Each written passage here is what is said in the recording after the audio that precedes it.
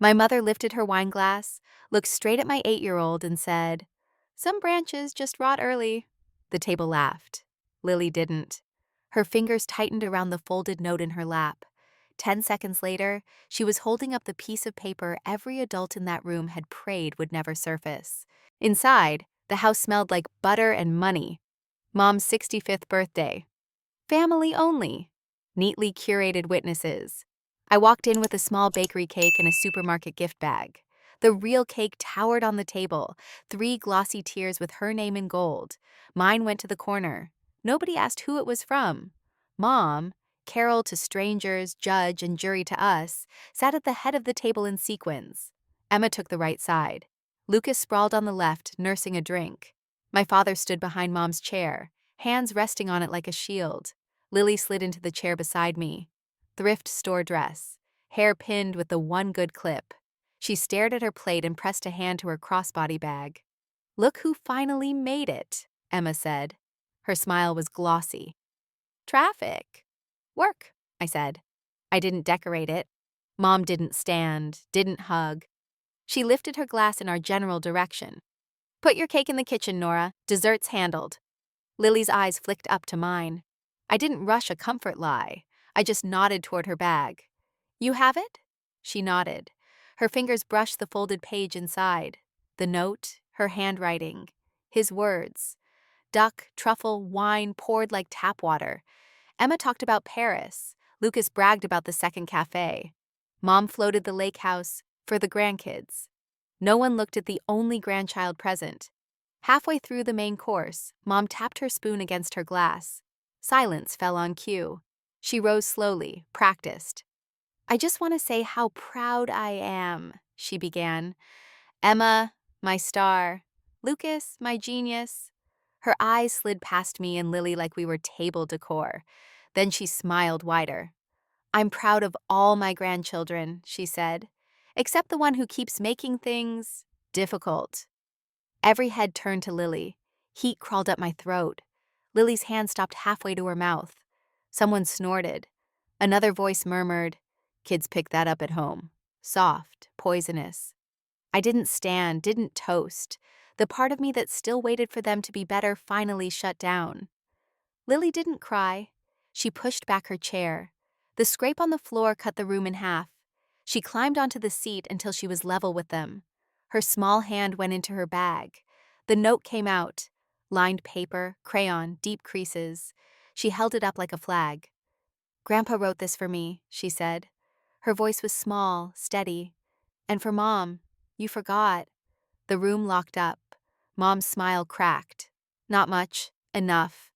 Under the table, I reached into my purse and touched the twin of that paper, the scanned, notarized copy in a clear sleeve. Same message, different consequences. Lily didn't sleep that night. I knew because I heard the soft rip of paper, her unfolding that same note again, smoothing its creases like it could breathe if she wanted it to.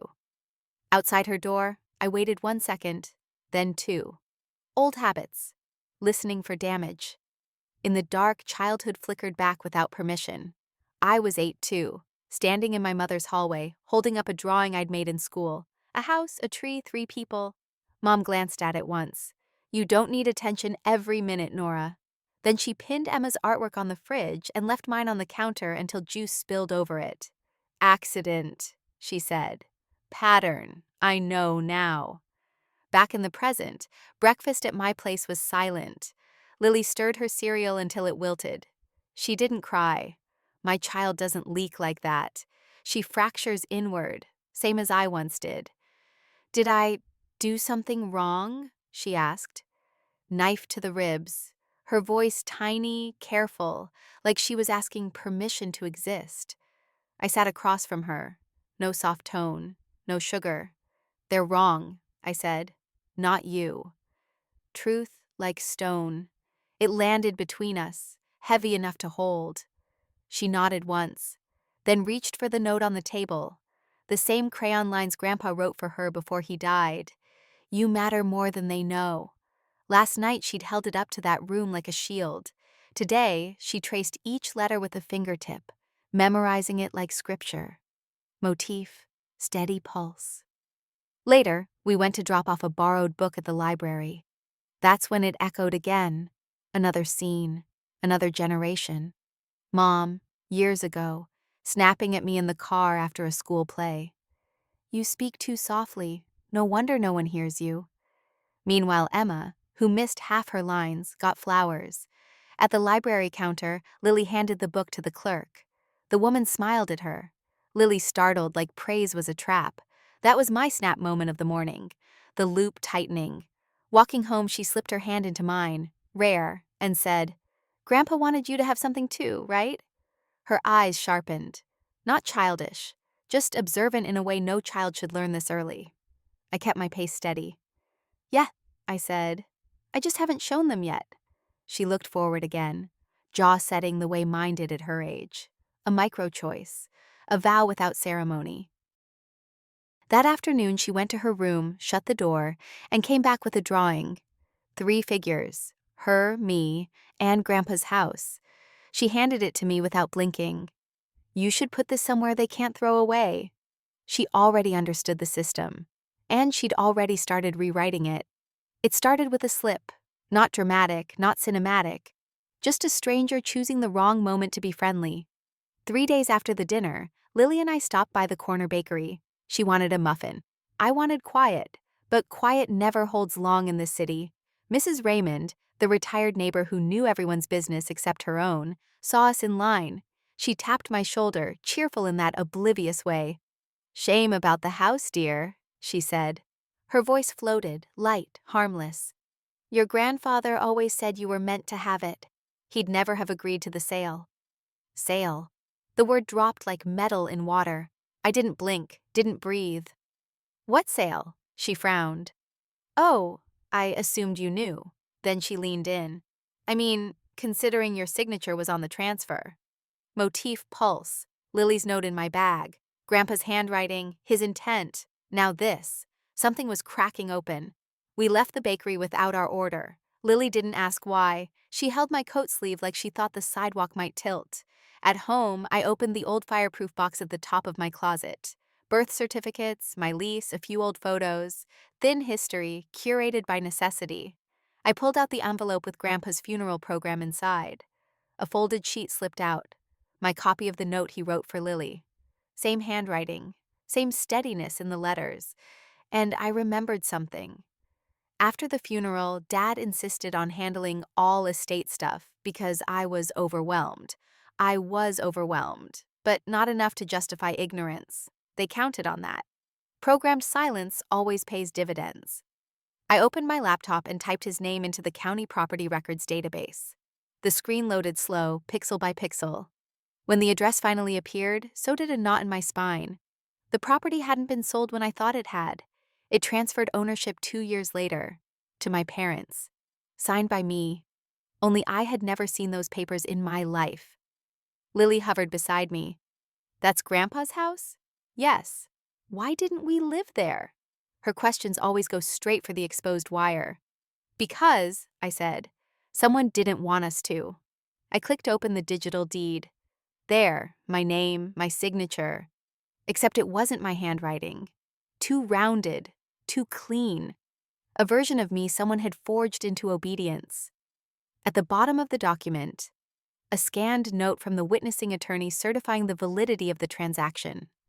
His last name, Whitmore. A name I'd only heard in legal controversies, whispered like a warning. Someone high-level had helped them erase me, someone expensive.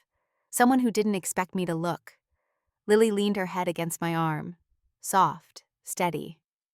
"We're not letting them do that again," she said. Not a question. A declaration. I closed the laptop. "No," I said. "We're not." The quiet didn't feel small anymore. It felt pointed, purposeful. A prelude, not an ending.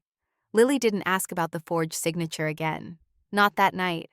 Kids know when a truth is too sharp to touch twice, but the weight of it followed her, quiet as a shadow. The next morning, she sat at the kitchen table with her untouched toast, legs swinging under the chair. She kept glancing at the note Grandpa wrote her, the one she'd held up like a blade at the dinner. It lay beside her cereal bowl, edges soft from being handled too much. Motif, steady as a heartbeat. She finally spoke without looking at me. Mom, did I make them mad? There it was, the question I spent a childhood swallowing. It landed on the counter between us with the precision of a verdict. I didn't rush to fill the silence. Silence is a tool if you let it be. No, I said. My voice didn't soften. Soft breaks, cold holds. They did that by themselves. She nodded slowly, like she was comparing my answer to an equation she already half solved. Flashback. I was her age, standing in the hallway after Emma's ballet recital. Mom bent down to my height, gripped my shoulders too tight, and hissed, "If you'd tried harder, you'd be the one on that stage. Remember that." I did remember. Every day, every failure, every apology I made for taking up space. Back in the present, Lily pushed her plate away. Not angry, calculating. "They don't like us," she said. Not a question, not a sob, just data. She was tracing the shape of a wound she didn't create. "They like control," I corrected. "And you didn't give them what they wanted." She folded the note carefully, too carefully, and tucked it into her jacket pocket. "Grandpa wanted us to have the house," she said. Statement of fact, inference, pattern recognition. And they took it. A child shouldn't be able to outline generational abuse like a math problem, but mine could, and did. She slid off the chair and disappeared into her room. I expected tears, maybe the quiet collapse I used to do at her age. Instead, she came back with scissors, tape, and a sheet of printer paper. She sat on the floor, cross-legged, and began copying the note in her own handwriting, line by line, stopping only to check Grandpa's letters. Then she taped her copy to the refrigerator door. Center, eye level, unmissable. She'd replaced the family photos Mom once curated with her own version of the truth, a truth no one in that house could throw away this time. When she was done, she stepped back and said, "So they can't pretend anymore." Her voice didn't tremble. Mine didn't either. This was the moment every toxic family fears, the quiet rebellion of a child who finally sees the pattern and refuses to repeat it. I looked at the refrigerator, at the taped note glowing under the morning light like a warning label. The loop had broken, not because of me, because of her. And that meant the next move had to be mine. That afternoon, while Lily worked on her homework at the coffee table, I opened my laptop again. Not frantic, not shaken, just deliberate, the way someone sharpens a blade they've ignored for too long. The forged deed sat on my screen in a tidy PDF. Clean lines, crisp borders, a lie pretending to be orderly.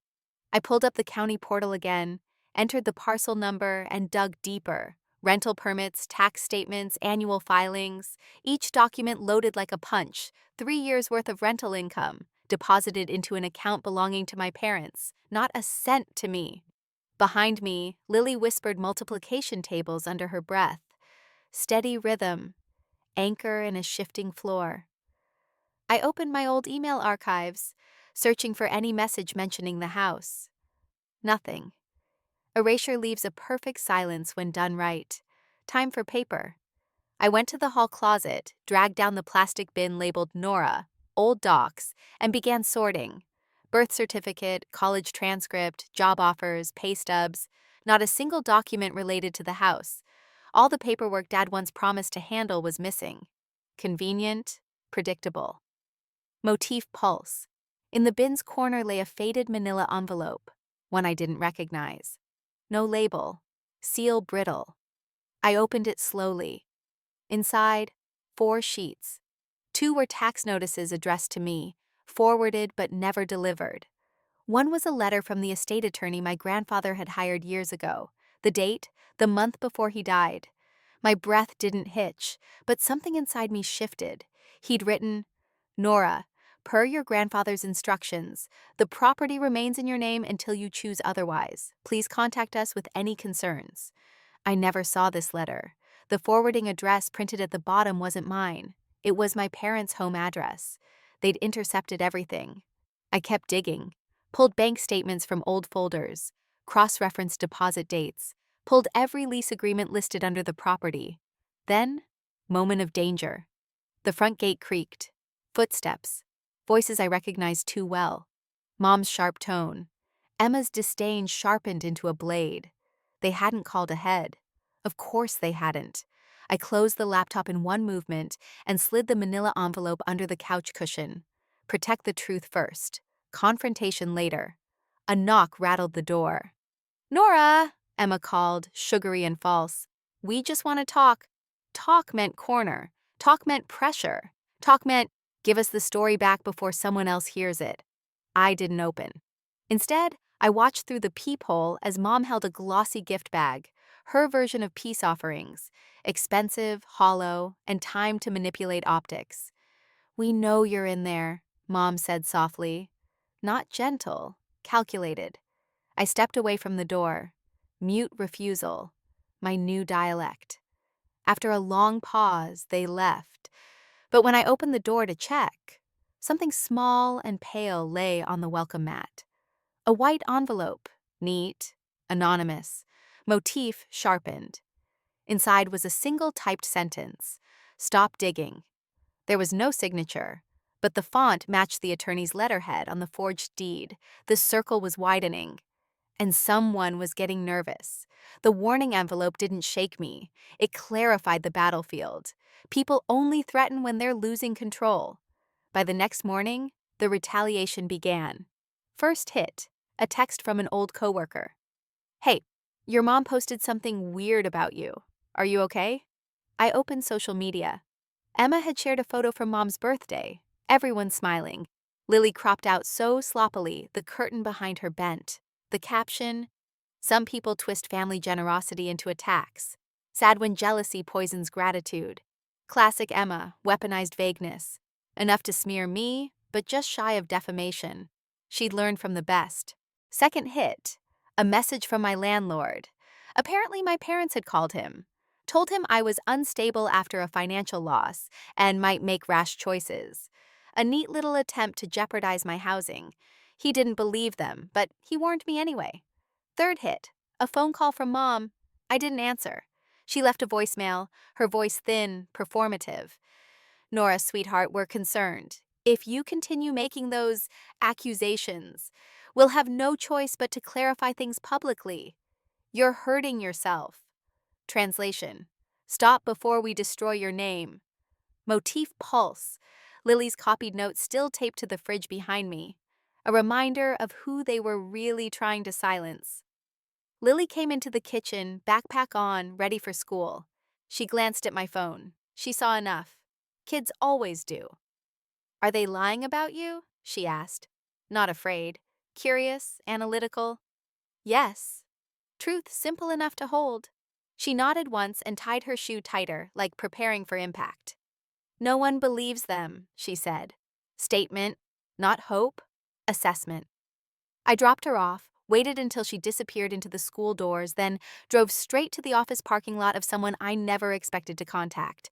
Aunt Leslie, the only one in that world who occasionally acted human. When she saw me waiting by her car, she stiffened. "Nora, this isn't a good time." "It's never a good time for the truth," I said. Her eyes darted around the lot. Guilt makes people paranoid. I didn't raise my voice. Just handed her a printed copy of the forged deed. Her face drained. "I shouldn't have seen this," she whispered. "But I knew something was off. Carol's been frantic. She said she's protecting the family." There it was. The line abusers use when they know they've crossed legal borders. Protecting the family means protecting themselves from consequences. "Be careful," she added. "They're meeting with someone tonight. Someone important. That's all I know." Someone important. Probably not a relative. Probably someone who knew how to bury documents, signatures, people. I thanked her and walked away. No threats, no begging, just fact collection. By evening, the online comments grew teeth. Anonymous accounts echoing phrases only my family used. Ungrateful, greedy, making things up. A smear campaign executed with corporate precision. But they didn't realize something. The more they tried to rewrite the story, the more evidence they left behind. Screenshots, patterns, timelines, all admissible. They wanted a narrative war. I was building a legal one. Miss Bennet didn't waste time. When I arrived at her office the next morning, she already had a legal pad filled with notes, dates, names, red flags circled like targets. Her focus was surgical. Exactly what I needed. She gestured to the chair across from her. Sit, start from the envelope. I handed it over in a plastic sleeve.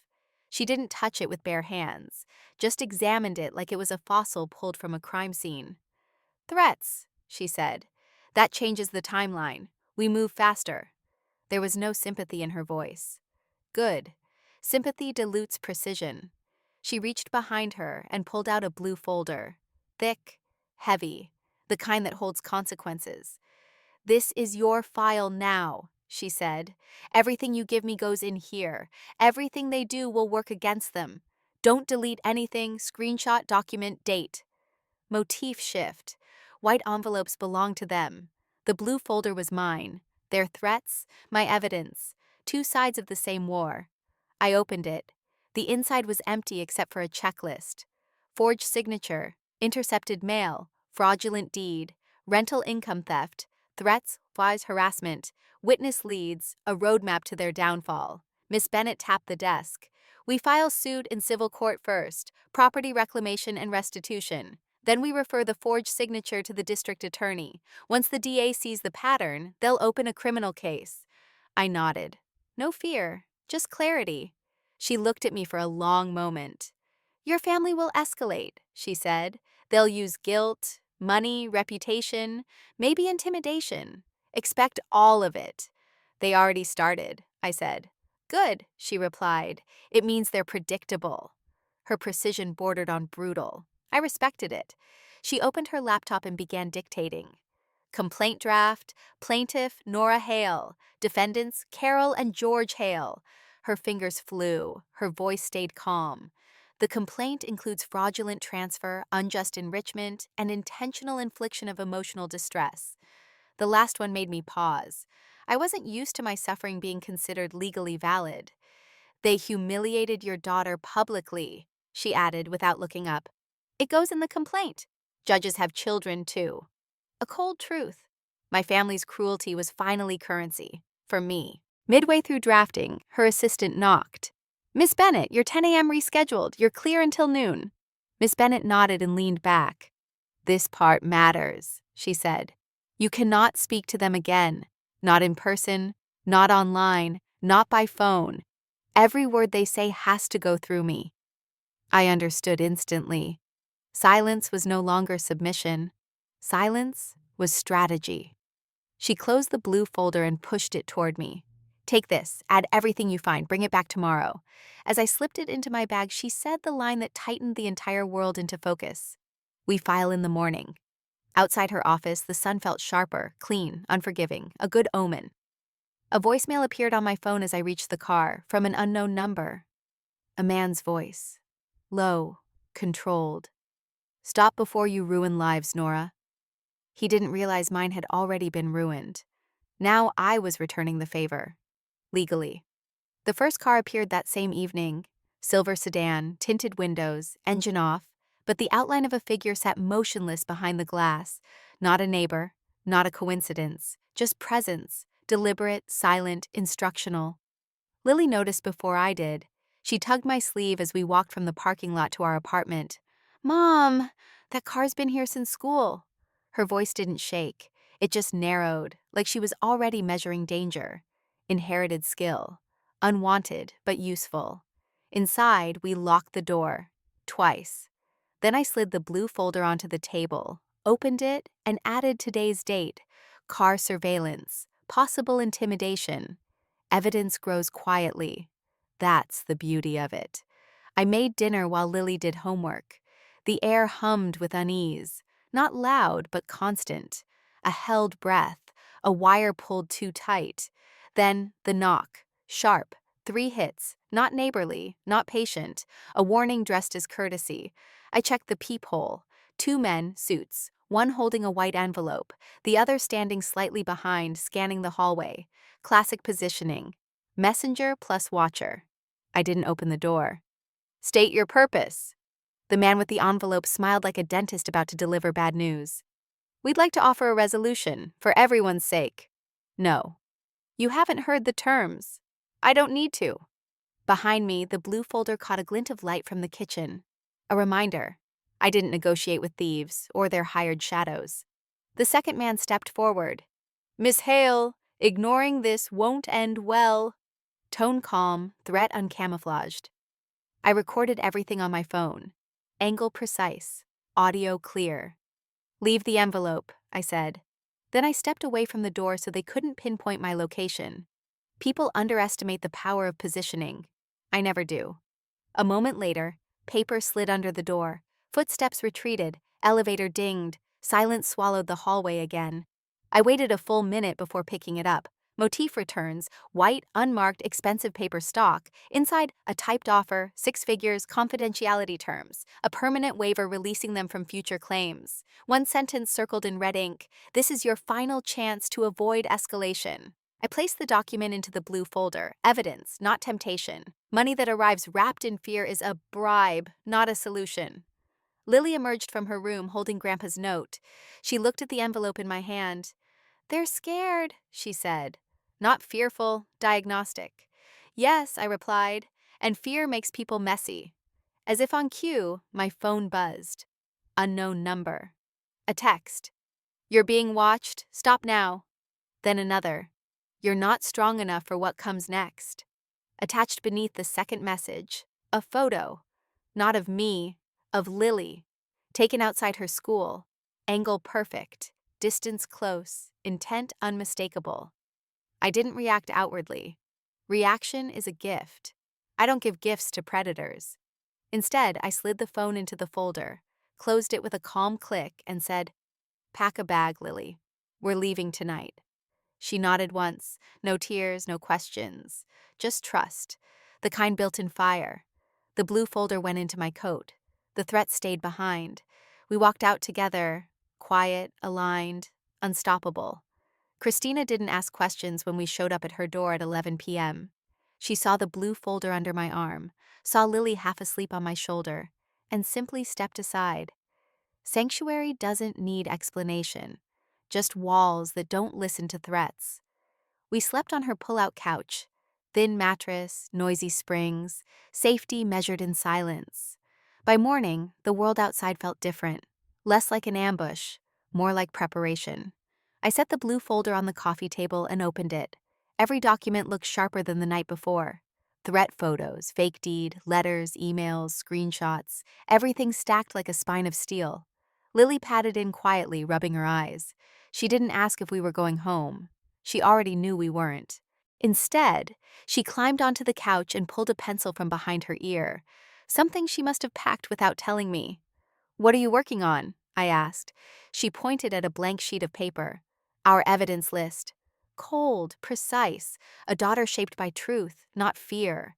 I watched as she wrote, Grandpa's note, the fake signature, the photo they took of me. She hesitated, then added, Mom lying at dinner. It hit harder than any threat they'd thrown. A child documenting her own betrayal. Motif pulse, her note and Grandpa's note side by side on the table, 2 generations stitching the same wound shut. By noon, Miss Bennett sent an address for a private workspace she rented for high-conflict cases. Neutral ground, soundproof walls, locked cabinets. Bring everything, she said, especially the folder. Christina drove us. Lily sat in the back seat, clutching her drawing pad like it was armor.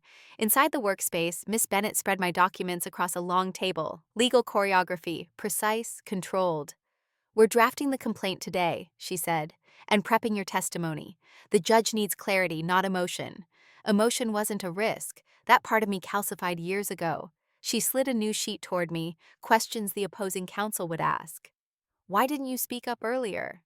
Do you have proof the signature is forged? Were you estranged from your family? She tapped the page. They'll try to make you look irrational. We counter with facts, timelines, expert testimony. I nodded. Lily watched from the corner, absorbing everything. Then she stood, walked to the table, and placed her drawing beside the forged deed. Miss Bennett raised an eyebrow. What's this? Lily said, It's what really happened. Miss Bennett didn't dismiss it. She studied the drawing. The erased faces, the missing seat at the dinner table, the note taped to our fridge. A child's perspective, she said quietly. It's not evidence, but it is impact. Judges care about impact. She slid the drawing into the blue folder without another word. A place of honor. A weapon disguised as crayon. After hours of prep, Miss Bennett closed her laptop. We file tomorrow at 8 a.m., she said. Be ready. They will retaliate again. Outside, the sky bruised into evening. We drove back to Christina's apartment. Lily rested her head against the window, watching streetlights blur into gold streaks. They're not going to win, right? She asked. They already lost, I said. Tomorrow we make it official. The blue folder sat between us, heavy, alive, undeniable. The courthouse smelled like old paper and colder truths. Miss Bennett walked beside me, heels quiet, confidence loud. I carried the blue folder pressed to my ribs like armor. Lily held my hand until the last possible second, then took her seat behind us with Christina. Safe. Witness. Not target. Inside, the courtroom felt smaller than I expected. Not grand, not cinematic, just a box where lies and consequences finally shared the same oxygen. My parents sat at the defense table. Mom in pearls too bright for the occasion. Dad stiff, jaw clenched. Emma whispered to her lawyer, still pretending this was gossip, not judgment. Lucas avoided my eyes entirely. Shame or strategy didn't matter. Then the opposing attorney walked in. Not Whitmore. Someone smoother, younger, trained to smile while he cuts your throat. He looked me over once. Ms. Hale, he said with a pleasant nod. Let's hope we can resolve this without unnecessary drama. I didn't return the smile. Drama happens when people lie, Miss Bennett smirked. Let's begin. The judge entered, stern, unhurried, unimpressed by performance. Case number 24CV1187, Hale versus Hale. Opening statements. Opposing counsel rose first. He spoke with syruped sincerity. A tragic misunderstanding within a loving family. A daughter confused, a grieving mother misinterpreted. He gestured toward my parents. They acted only in the best interest of the family estate. Best interest. Funny phrasing for forgery. Then Miss Bennett stood, spine straight, voice precise. This case is not about confusion. It is about theft. She placed the forged deed on the evidence table. The plaintiff's signature was copied, pasted, and certified by an attorney now under state investigation. The judge's eyebrow lifted. A small, satisfying reaction. Evidence came next. The handwriting expert took the stand, pointing laser-sharp at the mismatched loops and spacing. This signature is not authentic. It is a digital reproduction. Defense tried to challenge him. Failed. Experts don't flinch for theatrics. Then came the surprise. Mrs. Raymond. She walked up timidly, clutching her purse, but her voice held. I told Nora what her grandfather told me. He said the house was hers. He said he wanted her to have a place where she'd never be overlooked again. The words landed. A quiet detonation. Mom's face cracked first. A tiny twitch at the corner of her mouth. Not guilt, exposure. Finally, my turn. I took the stand, the blue folder in my lap. Miss Bennett kept her questions clean. When did you learn the house was transferred? When did you realize the signature was forged? Have you benefited from the property at any point? No, no, no. Then the twist. Miss Bennett lifted the photo they sent, the one of Lily outside her school. Can you identify this? Defense objected. The judge overruled. Mom inhaled sharply. Dad's hands curled into fists. This, Miss Bennett said, was sent to intimidate my client after she sought legal counsel. It demonstrates consciousness of guilt. Courtrooms don't gasp like TV shows, but silence can gasp, and it did. When the judge returned from recess, his ruling was immediate. The court finds in favor of the plaintiff. Full ownership of the property is restored to Ms. Nora Hale. Restitution of all rental income is ordered. Additionally, evidence of forgery and intimidation will be forwarded to the district attorney for criminal review. I didn't smile. Winning isn't a grin. It's a door opening behind you while the one in front slams shut on them. As we left, Lily slipped her hand into mine and whispered, They look scared this time. They should be. Court ended, but consequences don't wait for paperwork. They arrive fast, loud, and without apology. Exactly how my family once operated, only now the weight shifted. Their turn under the light. The district attorney moved quicker than I expected. Forgery, fraud, identity theft, 3 charges, each one sharp enough to cut through decades of self-made myth. Dad was served first. A detective met him at his workplace, not his old office. He'd lost that the week before. This was a warehouse job out of town, a place with fluorescent lights and silence heavy enough to swallow pride whole. His supervisor watched as the papers were handed over. He didn't argue, didn't shout, just sagged, like someone had finally removed the scaffolding holding him upright. Mom's fall was pettier, but louder. The boutique where she worked part-time suspended her pending resolution of legal concerns. Translation: no one wants a customer whispering. Isn't that the woman who stole from her daughter? Her friends, those curated wine night companions, unfollowed her one at a time. Digital abandonment, brutal in its efficiency. Emma's collapse took longer but cut deeper. Her brand deals evaporated. Concerned emails from sponsors came first, then the "we regret to inform you" statements.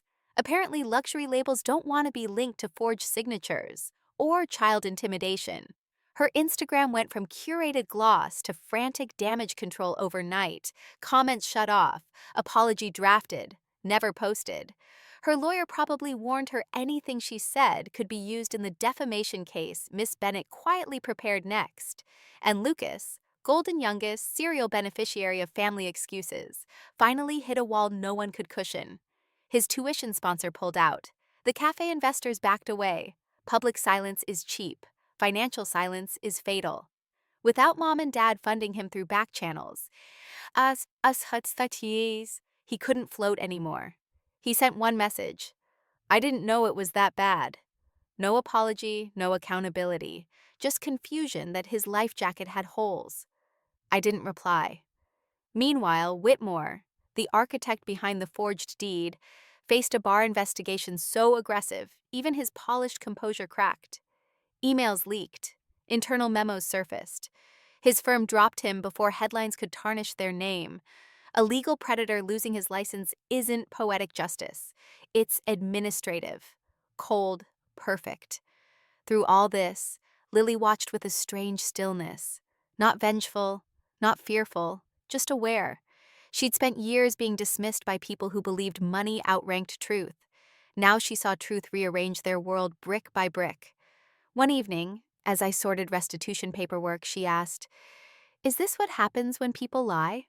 "No," I said. "This is what happens when they think they won't get caught."